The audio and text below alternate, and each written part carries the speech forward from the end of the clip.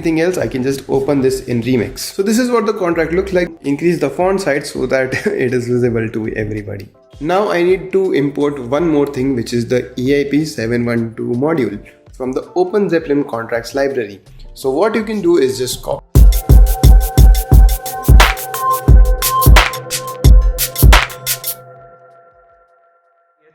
Shobhit, big fan of your channel.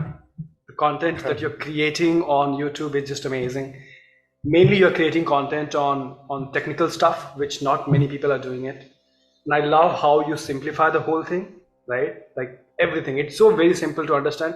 Sometimes even like a non-technical guy would watch it, right? So it's that simple. So I want to get into that, but let's start with your introduction. Are you comfortable with Hindi or mix karte hain dono? Whatever you Yeah, think. I can. Mix karte hain. So let's आपके introduction से start करते हैं. Where you from? Like when did you get into Web3 and like the whole journey basically? When did you find out about Bitcoin and things like that? Yeah, so I mean, I got into Bitcoin in 2012. So I wanted to make some payment, and Indian banks don't really allow those payments to go through. And I was in college back then, so the only way that I figured out was कि Bitcoin से हो सकता है. I was trying to buy a game on Steam basically.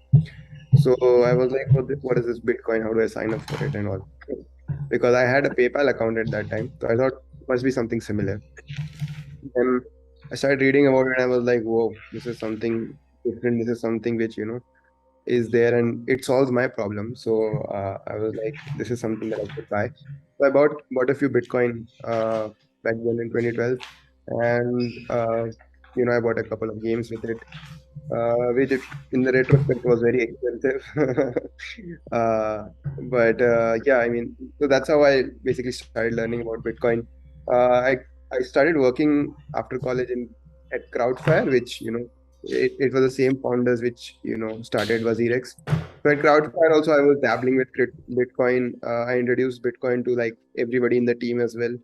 I was one of the first people to give them the Bitcoin. So yeah, so I was there for about 1.5 years, and then I sort of like kept it in the back of my mind, just building positions, but not really doing anything actively. I learned about Ethereum back in 2015, but again, like I just bought some. I didn't do much. Um, then I think 2019, 2020 was uh, when I started learning Solidity. So I started like doing live streams on my YouTube channel, and I was like, okay, I want to learn Solidity as well. This seems to be something which I can do in my live stream. So वहीं पे I started learning Solidity, and I was like, okay, this is cool. And because I've been in this sort of surrounding ecosystem for so long, I had like a lot of context built up कि अच्छा ये इसलिए करते हैं, ये इसलिए करते हैं, this is why it works, this is how it works. So I didn't have to go through a bunch of things like that, and I've been a developer sort of like my whole life, programmed product manager or developer. So I had the technical concepts rigged in as well. So it was just like a right place, right time kind of a thing. And of course, 2020, 21, crypto, just boomed out of nowhere. So that was also one thing. So that sort of helped me all the things. And then I built a couple of tools around NFT minting specifically, and that I the only way I thought I can get traction for those was through building my own content. So I've been building content, so to say, been doing that for more than 10 years. But only like this is my 12th or 13th attempt, which has now gone to some decent size. So yeah, I mean, that is basically some story that I have. So is it fair to say that maybe Nishil Shetty got to know about Bitcoin from you, perhaps? I think he would have known it. He would have Yeah. known, but I mean, I did when I sent it to him. He did not have a wallet, so I helped him create his wallet at least. Yeah, so for anyone जो लोग देख रहे हैं, Nishil Shetty is the founder of Wazirex right now, and of course very successful exchange. And जो क्राउडफायर था वो निश्चल शेट्टी का I think पहला या सेकंड प्रोडक्ट था जो सक्सेसफुल हुआ था and Shobhit was part of Crowdfire before this.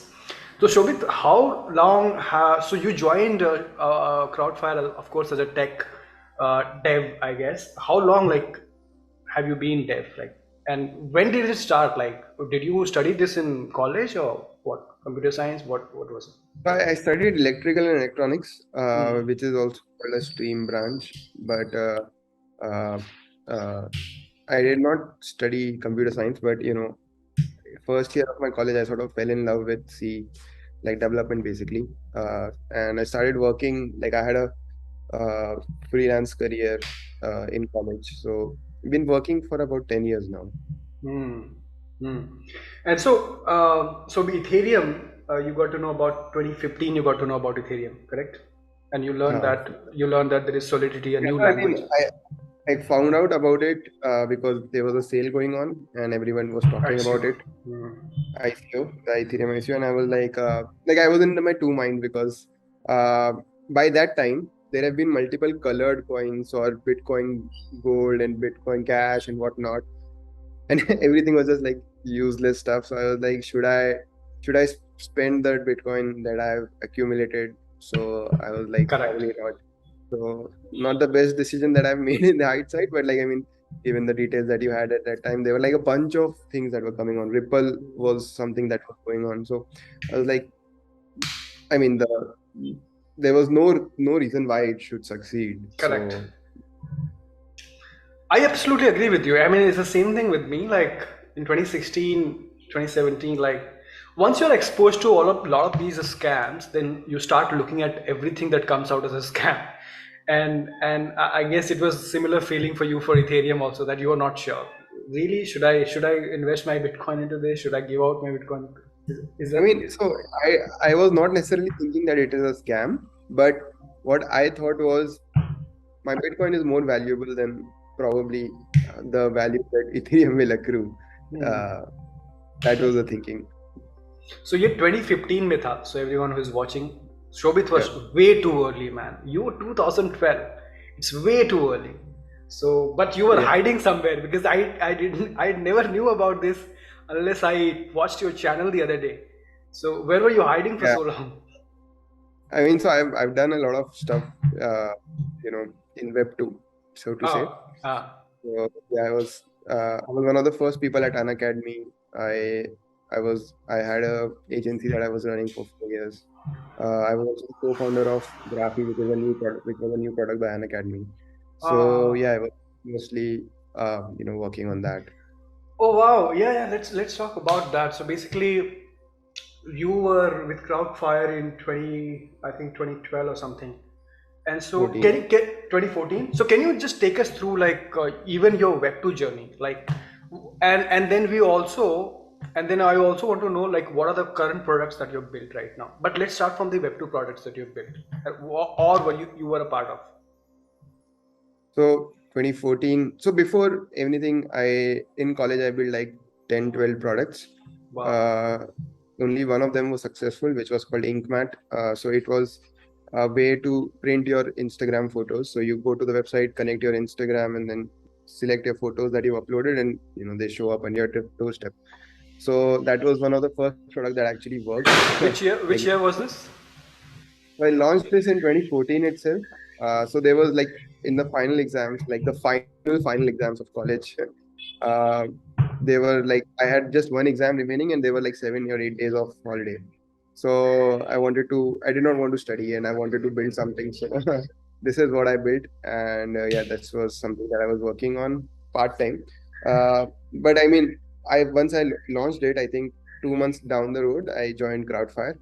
Um, so I was there at Crowdfire for 20.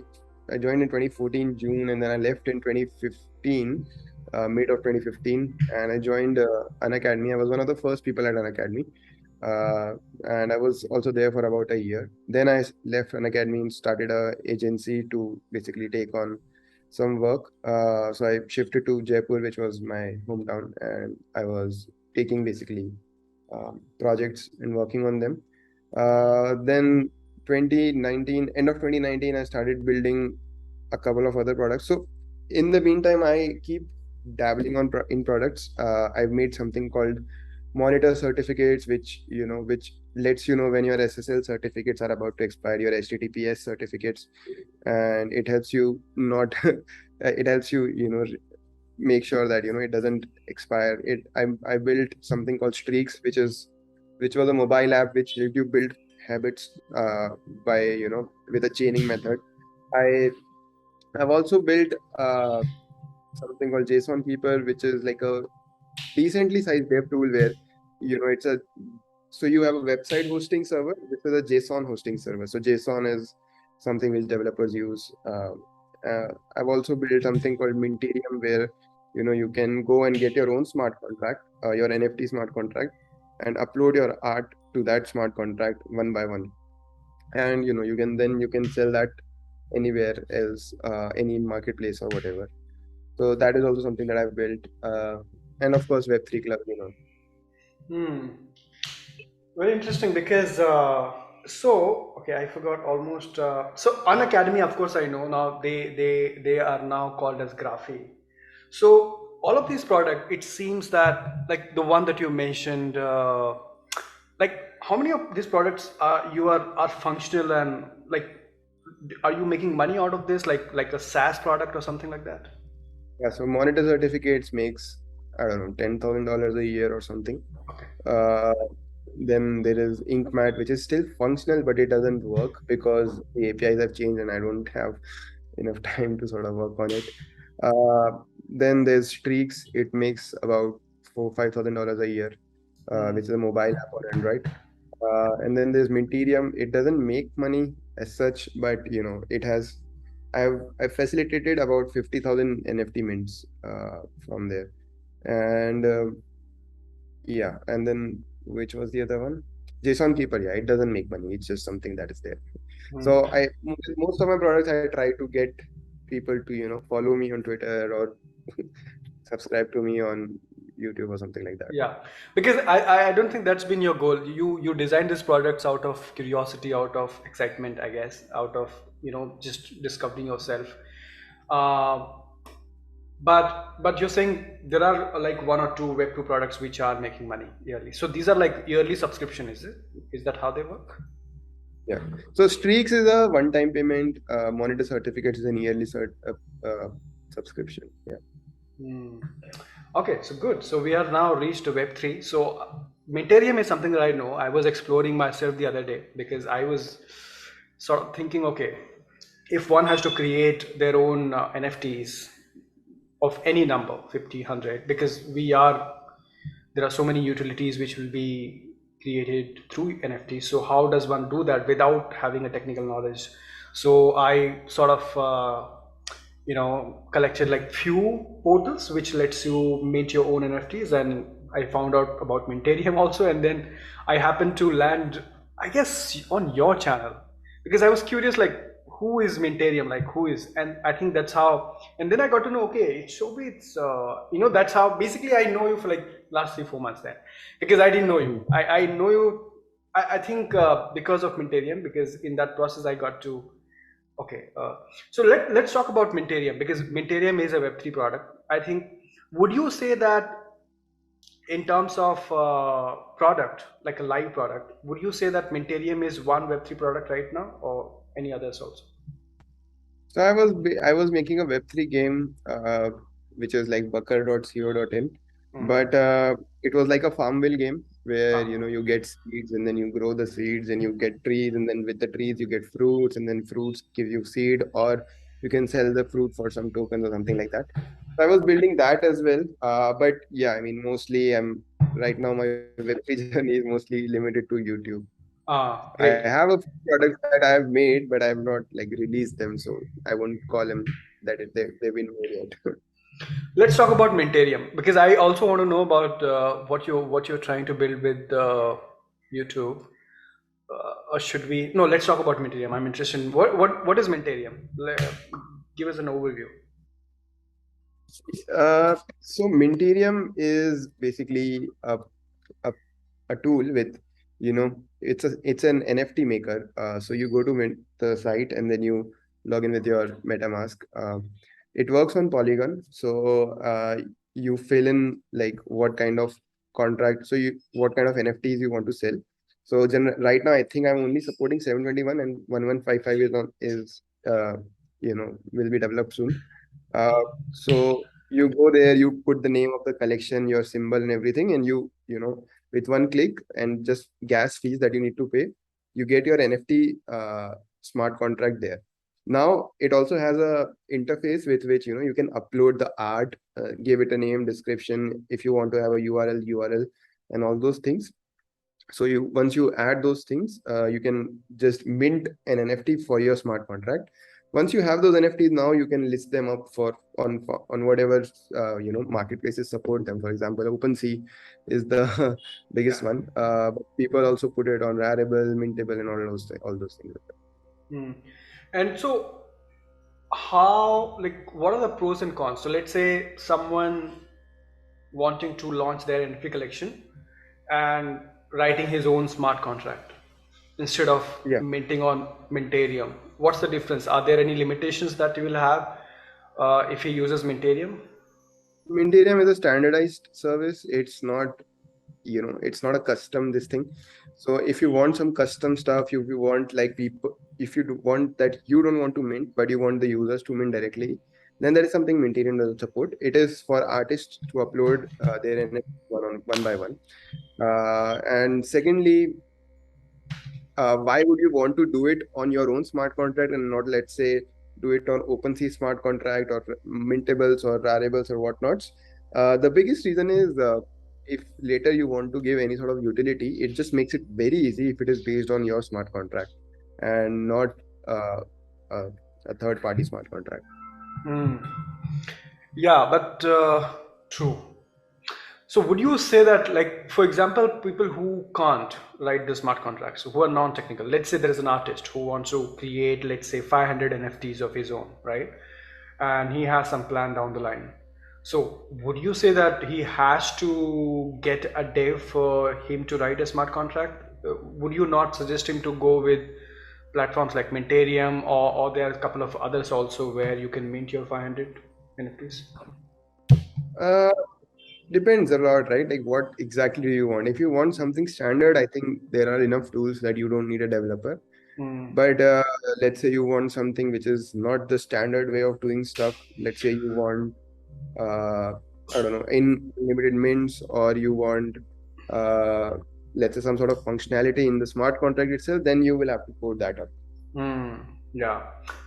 Probably even the creator fees. Is there an option with Minterium if a creator wants to put it? It's not in the smart contract anyway. It's dependent on the it Yeah. dependent on the marketplaces, right? Uh, OpenSea. Yeah. Yeah. That's the challenge.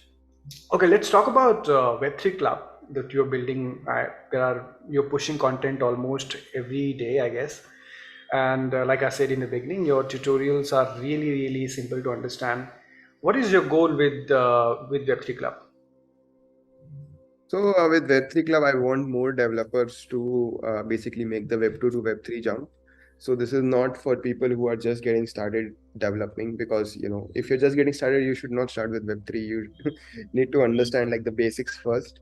So this is for people who know how to code at least something, and then they want to move to the Web3 side of the things. So I want to help them make that transition, help them understand how to use the tools, what are the best practices, how do you make the things secure, and all those things. So, yeah, I mean, that is basically the goal with Web3 Club. Right. So right now you have the channel, and what are the other platforms? So let's say if there is a Web2 dev, maybe he knows JavaScript or maybe he's coding something. Where all is your community? Where can he get in touch with you? Where can he learn more about Web3? How does the transition happen? Is there a process in place? So right now, if you join the Discord server, there are bunch of people, who help out with the journey. So the transition basically happens first. You learn Solidity. There are a bunch of tools, a bunch of content available on how to learn Solidity. But after you learn Solidity, what next? So once you've learned like the language, uh, there are a bunch of things on top of that. For example, there are standards, like NFT is a standard. ERC20 token, ERC20 is a standard. Similarly, soulbound tokens are a standard, and there are a bunch of other things which are standardized. Hmm. Now, how do you learn those standards? How do you make them productive? How do you get use of them and all those things? This is where my channel sort of helps, because I I help you walk through the standards, how to use them, how to apply them. So this is more of, once you learn Solidity, uh, how do you make how do you make that productive? So one of the challenge that I've seen. So for example, my content on YouTube is more for the non-technical, right? Like how to buy a Bitcoin, how to send it on exchange, like very very basic stuff. And that also is very complicated for somebody who doesn't know about Bitcoin, obviously. My question, I guess, is like, I know you're putting content on YouTube. I guess that's the only source for these guys to learn. Is that right? Yeah. Or is there any other platform apart from YouTube? Your YouTube No, no, content. Yeah. yeah, my So content is mostly available on YouTube. Yeah. yeah, yeah. So so the challenge that I've seen is that YouTube is great, but how about like growthschool.io, right? What these cohort based programs and all things in it. An academy, what Graphy is doing, right? So the difference I've seen is these platforms, they have like a very step by step process, right? So you know, so somebody who wants to learn, they know, okay, these are the steps I have to follow. Probably it will take me an hour or two or maybe a week or month, but this is what I have to learn, right? But that's not true for the Google. That's not true for the YouTube, because you might get lost. You search something and there are tons of contents. You already know how crypto is, right? Even it comes to non-tech or tech, like there is abundance of videos, and I feel there is so much noise, and you'll get lost. Instead of learning something, you'll waste hours and days, and but you would reach nowhere. Do you plan to have an academy sort of things where all these web2 people can just go there and just watch these videos, or maybe you can mentor them, right? Because maybe you can have a weekly call with them, just to guide them, just to give this a personal touch. Do you plan something like that? Yeah, I mean, that is already in works. The problem is that, I'm just a sole developer right now, sole person. So, I don't get a lot of time. Even this call itself, like, scheduling was such a, Yeah, it took I so know. much. Yeah.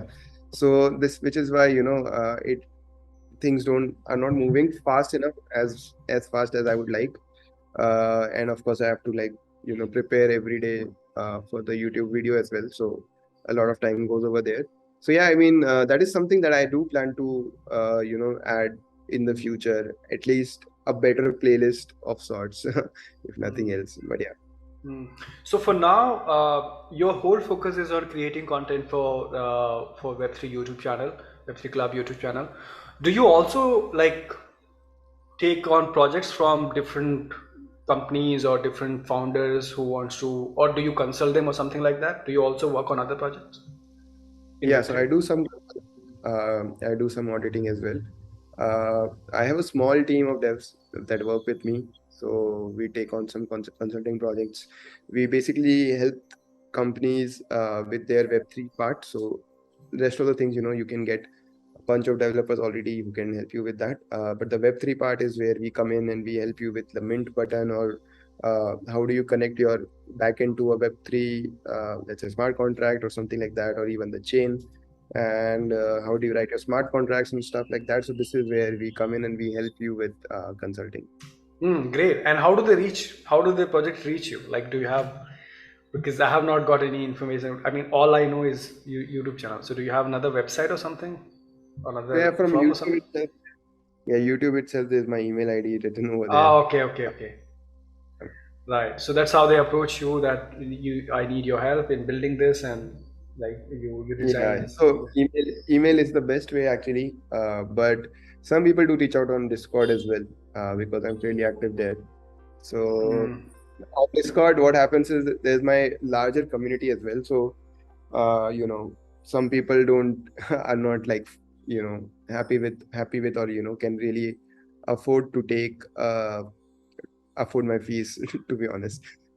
So what I do is I redirect them to my own community, and there are a bunch of other developers who are a little younger, who are just growing, who are looking for more experience right now. So I connect them to them, and it helps both the developers and the companies. Right. So let's say you had to advise someone, to both people, somebody who is fresh, like never did a JavaScript, never did Python, no coding at all, and somebody who is already in Web 2. What is your advice for them? Why they should get into Web 3, and perhaps you can also share some resources for them as well. So why you should get into Web3 is a very personal thing for everybody. I got into it because I really like the permissionlessness nature of the things. So I mean, going back to my story, I bought Bitcoin because I was not able to make a payment online. And the reason I was not able to make a payment was because my bank decided, hey, I'm not old enough to to take this decision to make this payment. And I was like, what is this? What the fuck, right? So people who are really motivated by permissionlessness, no, censorship, resistance, and all those things, I think that is the right person to sort of get into Web3. Now there are a bunch of people who just come in for the money, and I think all right, that is fine. That is something that a lot of people also do. But I don't think that they will end up sticking around, or they have a good enough uh, hit rate. If you want to make a career out of it, make sure that you are in it for the right reasons, and the right reasons are like uh, you like the ethos of the crypto projects as such. Mm. Yeah, I totally agree with you. I mean, I think more than what, why is more important. Like why you're doing it. It should be your interest, right? So give us the resources. So for somebody who is starting from scratch, like no tech background, what are the resources you recommend? And for somebody who is already into Web 2, what are the best resources you recommend? I know there are tons of it, but some of the ones that you would recommend. So if you're starting from scratch, I mean, first you need to learn C. So I mean, all of these resources are available on Free Code Camp, by the way. So you can go through them. Uh, so first, I would say that you learn C. Then once you've understood C, you learn a scripting language like I guess Python or JavaScript. Then you learn databases. Once you've understood databases, you learn how everything works on the server. How does it work on the client? So client can be a mobile like Android or iOS, or it can be a website like just a front end website for something.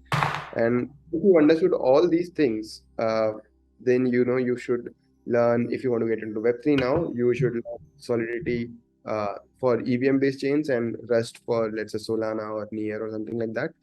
Uh, so you should learn these couple of languages. Then you need to go through, let's say, my videos where I explain what is a token, what is an NFT, how do you mint an NFT, how do you connect your front end, your mobile app to your smart contract, how does that thing happen, what is Web3.js, what is Ether.js, and all those things.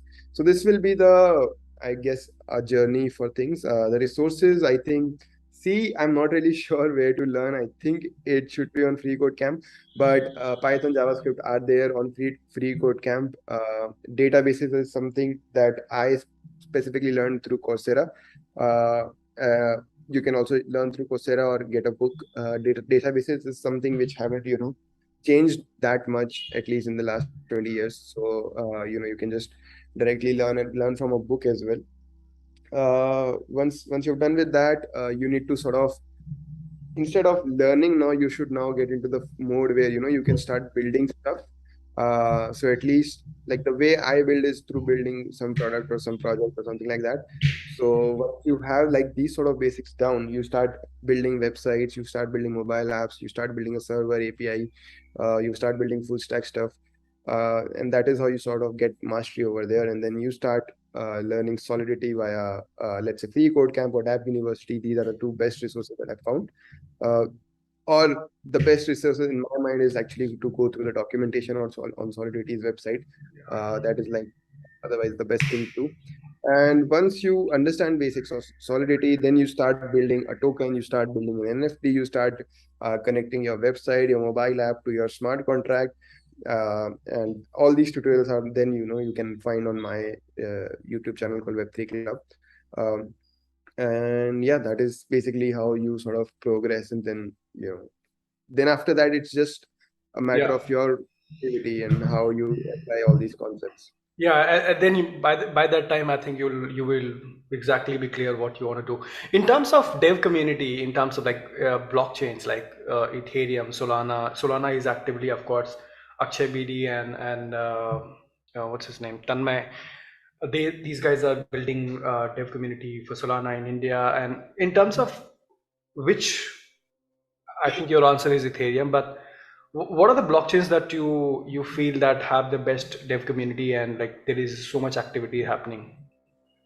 Of course, Ethereum is the biggest one, Hmm. but I like Polygon. I like Polygon. Mhm. yeah, Solana as well. A lot of people are trying out Avalanche as well. See, honestly, dev community doesn't really change with the chains. It's the same community doing stuff Correct. on different chains. Except I would say Solana has its own community because their language is different. But all the new chains which are, let's say, EVM compatible, for example, Shardium is an EVM compatible chain that is coming up. Uh, so what happens is once somebody learns Polygon or Ethereum, now they can use that knowledge everywhere. For example, they can use it on Avalanche, they can use it on Phantom, you can use it on Binance Smart Chain, which is also picking up a lot of steam these days. They can use it on Ethereum and whatnot, right? So Mm. every based chain has like the community which is like interoperable, so to say, just Yeah.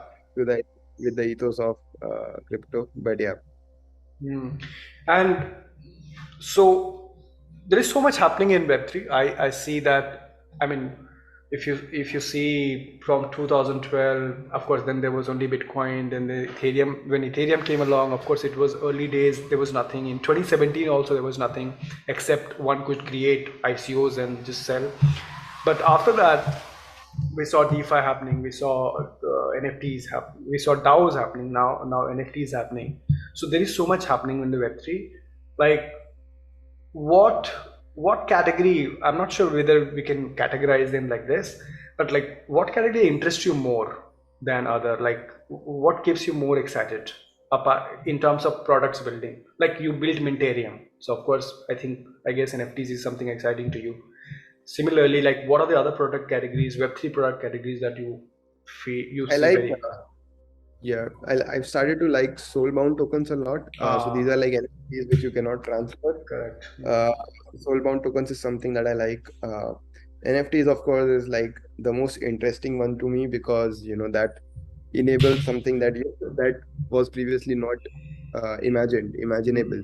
Like you can still have like shares are something, money is something which is already present in the digital form. So ERC20 was just an extension of that. But NFTs is something which is completely new, completely native to the blockchain industry, and I mean, I like that concept as such, and I think it has the most potential out of everything. Yeah, I also see that NFTs sort of has brought in a lot of new people into the space, like for good reasons. Not everybody wants to buy another altcoin which is 100x, but NFTs have like they just look cool.